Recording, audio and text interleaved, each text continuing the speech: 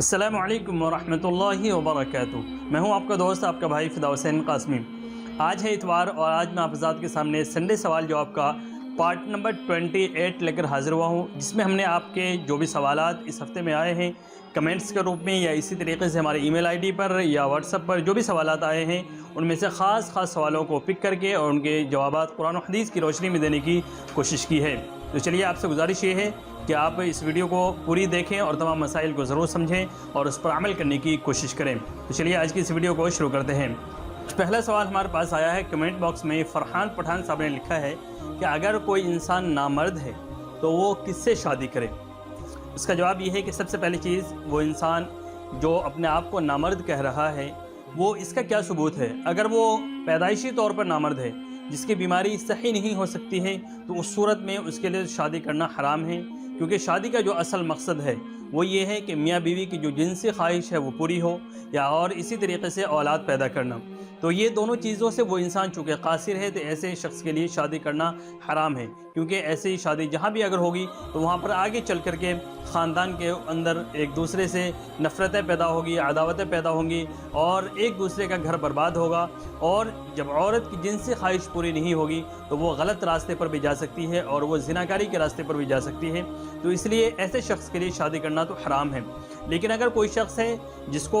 कोई बीमारी है हल्की फुल्की, किसी भी तरीके की जो बीमारी हो नामर्दी से मुताल्लिक़, तो वो अपना इलाज कराए, जो अपने माहिर हकीम हैं उनसे इसका इलाज कराए और इलाज कराने के बाद जब वो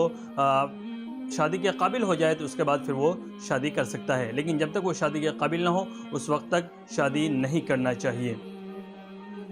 अगला सवाल आया है हाफिज़ फ़ुरक़ान साहब खैराबादी का। उन्होंने लिखा है कि निकाह करना कब फ़र्ज़ है और कब वाजिब है और कब सुन्नत है। तो उसका जवाब ये है कि जब इंसान अपने ऊपर, अपने नफ्स पर उसको इस चीज़ का गालिब गुमान हो और उस चीज़ का बिल्कुल यकीन हो कि अगर वो निकाह नहीं करेगा तो वो गुनाह के अंदर मुब्तला हो जाएगा, ज़िनाकारी के अंदर मुब्तला हो जाएगा, गलत काम में मुब्तला हो जाएगा, तो ऐसे शख्स के लिए निकाह करना फ़र्ज़ हो जाता है। और अगर इस चीज़ के बारे में पूरा यकीन तो ना हो लेकिन हल्का फुल्का गुमान हो कि अगर वो शादी नहीं करेगा तो वो गुनाह में मुब्तला हो सकता है, तो उस सूरत में निकाह करना उसके लिए वाजिब होगा। लेकिन अगर कोई नॉर्मल शख्स है जिसको इस चीज़ का ख़तरा नहीं है तो ऐसे शख्स के लिए बुलूगियत के बाद निकाह कर लेना ये सुन्नत है। आजकल हमारे और आपके ख़ानदान में, मुआशरे में, समाज में बड़ी उम्र के अंदर शादी करने का रिवाज बनता जा रहा है, जिसकी वजह से गुनाहों की ज़्यादती और ख़ास तौर से ज़िनाकारी के रास्ते खुलते जा रहे हैं। तो इसलिए कोशिश ये करना चाहिए कि बच्चे की बलूगियत के बाद, चाहे लड़का हो चाहे लड़की, जितनी जल्दी मुमकिन हो सके उतनी जल्दी उसकी शादी कर दे, ताकि वो गुनाहों से बच सके और गलत रास्ते पर जाने से बच सके। जब इंसान को हलाल तरीक़े से कोई भी चीज़ जब मिल जाती है तो फिर वो यकीनी बात है कि वो हराम तरीक़े पर कभी भी नहीं जाएगा। तो इसलिए इस तरफ भी माँ बाप को ख़ास तौर से ध्यान रखना चाहिए, क्योंकि हदीस पाक के अंदर आया है कि अगर कोई औलाद बालिग़ होने के बाद अगर उसकी शादी ना हो और अगर वो गलत रास्ते पर जाता है, किसी भी तरीके का गलत काम करता है, तो उसकी जवाबदेही माँ बाप के ऊपर भी है और उसके गुनाह के ज़िम्मेदार माँ बाप भी होंगे। तो इसलिए इन सब कामों से हम सबको बचना चाहिए। हमारे ख़ानदान के अंदर, मुआशरे के अंदर इस तरीके का जो भी काम हो रहा है तो ऐसे लोगों को बचाना चाहिए और बताना चाहिए कि क्या सही है और क्या गलत है। अगला सवाल आया है महराब हुसैन का सऊदी अरब से। उन्होंने लिखा है कि अल्लाह को खुदा कहना ये कैसा है, क्योंकि अक्सर व बेशतर ये अल्फाज जो है इस्तेमाल होते हैं वो हमारे हिंदुस्तान, पाकिस्तान और एशिया के ममालिक में ही इस्तेमाल होते हैं, और जिन ममालिक के अंदर फ़ारसी वगैरह की ज़बान का इस्तेमाल है, जैसे अफ़गानिस्तान, ईरान वगैरह, वहाँ पर इस्तेमाल होते हैं। अरब ममालिक के अंदर खुदा लफ्ज़ का इस्तेमाल नहीं होता है। तो वो ये पूछते हैं कि ऐसा कहना, खुदा कहना कैसा है और क्या ऐसा बोलने से भी, खुदा बोलने से भी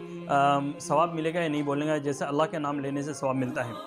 तो सबसे पहली चीज़, अल्लाह तबारक व तआला ज़बान का मुहताज नहीं है। आजकल जो उर्फ़ के अंदर खुदा जब इंसान कोई भी बोलता है उससे मुराद अल्लाह ही है, इलाह यानी माबूद, वही उसकी मुराद होती है। तो इसलिए अगर खुदा लफ्ज़ भी एक तरीक़े से देखा जाए तो ये फ़ारसी का लफ्ज़ है, जो आजकल हमारे ख़ास तौर से एशिया के अंदर बहुत ज़्यादा मशहूर है। खुदा लफ्ज़ बहुत ज़्यादा लोग इस्तेमाल करते हैं, लेकिन चूँकि ये नाम अल्लाह तबारक व तआला के जो 99 सिफ़ाती नाम है उसके अंदर शामिल नहीं है, तो कुछ लोगों को इस पर एतराज़ हो जाता है कि खुदा बोलने से, खुदा बोलना कैसा है, नहीं है, और खुदा हाफिज़ भी बहुत सारे लोग बोलते हैं, तो ऐसा कहना कैसा है। اصل بہتر تو یہی ہے اللہ بولا جائے۔ اللہ لفظ کے اندر جو اچھائی ہے اور جو بولنے میں جو معنویت ہے، اس کی گہرائی ہے، وہ خدا لفظ کے اندر نہیں ہے، اور بولنے میں جو مزہ اللہ کے اندر ہے وہ خدا کے اندر نہیں ہوتا ہے۔ اس لیے بہتر تو یہی ہے کہ جو قرآن و حدیث کے اندر جو نام آئے ہیں اس کو آپ استعمال کریں۔ لیکن گاؤں کے کچھ لوگ ہوتے ہیں جو خدا بھی استعمال کرتے ہیں، بولتے ہیں اپنی زبانوں کے اندر، تو بولنے میں کوئی حرج کی بات نہیں ہے۔ اللہ تبارک و تعالیٰ کسی بھی زبان کا محتاج نہیں ہے۔ اللہ تبارک و تعالیٰ کو جس زبان میں بھی پکارا جاتا ہے تو وہ اللہ اس سے خوش ہوتا ہے۔ اصل انسان اخلاص سے اللہ کو پکارے، چاہے وہ کسی بھی زبان کے اندر پکارے۔ جیسے مثال کے طور پر ہم اور آپ، بہت سارے لوگ جو خاص طور سے ماڈرن ایجوکیشن حاصل کیے ہوئے لوگ ہوتے ہیں، وہ بار بار گاڈ بولتے ہیں۔ گاڈ سے بھی ان کی مراد اللہ ہی ہوتی ہے، جیسے او گاڈ، یا اسی طریقے سے او مائی گاڈ، یا اسی طریقے سے تھینکس گاڈ۔ بہت سارے لوگ اس لفظ کا استعمال کرتے ہیں، تو کیا ایسا کہنا صحیح نہیں ہے؟ ان کی بھی مراد وہی ہوتی ہے، اللہ ہی مراد ہوتی ہے، تو ایسا کہنے میں کوئی حرج نہیں ہے۔ لیکن بہتر طریقہ وہی ہے کہ اللہ لفظ بولا جائے، کیونکہ اس کے اندر جو گہرائی ہے، جو معنویت اور جو ایک الگ طریقے کی مٹھاس ہے، وہ کسی بھی لفظ کے اندر نہیں ہے۔ اگلا سوال آیا ہے سلیم احمد صاحب کا، انہوں نے لکھا ہے کہ چور کے پاس سے کوئی سامان خریدنا کیسا ہے؟ اگر کوئی چور کوئی سامان چوری کر کے لایا ہے تو اس کے پاس سے اگر کوئی انسان سامان خریدتا ہے تو اس کا کیا حکم ہے؟ اسی طریقے سے اگر کوئی انسان سامان خرید لیتا ہے تو پھر اس سامان کا وہ کیا کرے؟ سب سے پہلی چیز، اگر کسی کو یقین ہو، پکا یقین ہے کہ وہ انسان جو سامان ہے اس کے پاس وہ چوری کا سامان ہے، تو اس صورت میں خریدنا جائز نہیں ہے، بالکل منع ہے، نہیں خریدنا چاہیے۔ لیکن اگر کسی شخص نے انجانے میں خرید لیا، اس کے بعد اس کو پتہ چلا کہ یہ سامان تو چوری کا ہے، تو اس صورت میں کیا کرنا چاہیے؟ تو اس صورت میں یہ کرنا ہے کہ اس سامان کو اس کا جو اصل مالک ہے اگر وہاں تک پہنچا سکتا ہے تو وہاں تک پہنچائے، نہیں تو اس نے جس چور سے خریدا ہے اس چور کو وہ سامان دے دے اور اس سے اپنے پیسے لے لے۔ یا اگر یہ دونوں چیزیں پاسبل نہیں ہیں، ممکن نہیں ہے، تو تیسرا درجہ یہ ہے کہ اس سامان کو صدقہ کر دے، یا اس سامان کو بیچ کر کے اس کے جو پیسے ہیں اس کو صدقہ کر دے، لیکن معلوم ہونے کے بعد کہ یہ چوری کا سامان ہے اس کو اپنی استعمال میں لانا یہ جائز نہیں ہے۔ اگلا سوال آیا ہے فرحانہ پروین کا، انہوں نے لکھا ہے کہ سجدہ تلاوت اگر انسان کے ذمے بہت زیادہ ہو جائے، جس کی تعداد اس کو معلوم نہیں ہے کہ کتنے سجدے ہو گئے، بہت دنوں سے اس نے قرآن کریم پڑھتے گئے لیکن سجدے نہیں کیے ہیں، یا اسی طریقے سے قرآن کی جو سجدے کی آیات ہیں ان کو سننے کے بعد سجدے نہیں کیے ہیں، اور اب سجدہ کرنا چاہتے ہیں، تو اس کے جو ہے ادا کرنے کی کیا صورت بن سکتی ہے؟ اس کا جواب یہ ہے کہ انسان پہلے اس چیز کے بارے میں وہ بیٹھ کر کے غور و فکر کرے، سوچے کہ کتنے سجدے ہو سکتے ہیں، 100 200 400 500 جتنے بھی ہو سکتے ہیں، اس چیز کو وہ سوچ لے، اور جب وہ اس کا دل ایک جگہ پر مطمئن ہو جائے کہ ہاں اتنے ہو سکتے ہیں، تو اس سے کچھ زائد کر کے کچھ بڑھا کر ہی اس کے اندر شامل کر لے، اس کے بعد اتنے سجدے وہ کر لے۔ لیکن اس چیز کا آپ دھیان رکھیں، چاہے جتنے دن بھی ہو جائے، جب تک جو قرآن کریم کی تلاوت کے جو سجدے ہوتے ہیں جس انسان کے اوپر واجب ہو گئے ہیں یہ سجدے، تو جب تک وہ ان سجدوں کو نہیں کرتا ہے تب تک وہ سجدے ادا نہیں ہوتے ہیں اور یہ سجدے معاف بھی نہیں ہوتے ہیں۔ اس لیے اگر کسی کے ذمے بھی اگر بھول چوک سے ایسا ہو جاتا ہے کہ بار انسان کی زندگی کے اندر کہ وہ ذہن سے نکل جاتا ہے، بھول جاتا ہے، تو جب بھی اس کو یاد ہو، جب بھی اس کو ادا کرنے کا ارادہ ہو، تو اس چیز کے بارے میں غور و فکر کر لے بیٹھ کے، اور اس کے بعد پھر اس کو تھوڑا تھوڑا کر کے یا جس طریقے سے بھی ممکن ہو اس کو ضرور ادا کر لے، تاکہ اس کے ذمے سے جو ایک اہم ذمہ داری ہے، ایک واجب جو ہے، اس کے ذمے سے نکل جائے۔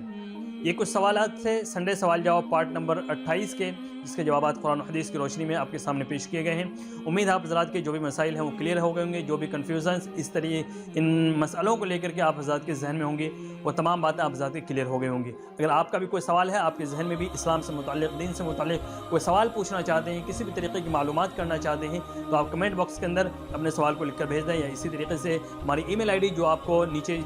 چل رہی ہے، اس ای میل آئی ڈی کے اوپر بھی آپ بھیج سکتے ہیں، یا اسی طریقے سے ہمارے واٹس ایپ نمبر پر بھی آپ بھیج سکتے ہیں۔ انشاءاللہ اگلی ویڈیو کے اندر، اگلے ہفتے جو بھی ویڈیو آئے گی سنڈے سوال جواب کی، تو اس کے اندر آپ کے سوال کو ضرور شامل کرنے کی کوشش کی جائے گی۔ آپ سے گزارش یہ ہے کہ آپ اس ویڈیو کو ضرور پوری دیکھیں اور سمجھیں تمام باتوں کو، اس پر عمل کرنے کی کوشش کریں، ہماری ویڈیوز کو لائک کریں، شیئر کریں، ہمارے چینل کو ضرور سبسکرائب کر لیں، اور اسی طریقے سے ہمارے ساتھ بنے رہیں، دین کو سیکھتے رہیں، سکھاتے رہیں۔ ہماری حوصلہ افزائی کے لیے آپ کمنٹ باکس کے اندر ماشاءاللہ الحمدللہ جس طریقے کے جو بھی الفاظ آپ کے ذہن کے اندر آتے ہیں وہ آپ ہماری حوصلہ افزائی کے لیے ضرور لکھیں۔ آپ سے اگلی ویڈیو میں آپ سے ملاقات کرتا ہوں، تب تک آپ اپنا خیال رکھیں اور اسی طریقے سے دین کو سیکھتے رہیں، سکھاتے رہیں، اس پر عمل کرتے رہیں۔ السلام علیکم ورحمۃ اللہ وبرکاتہ۔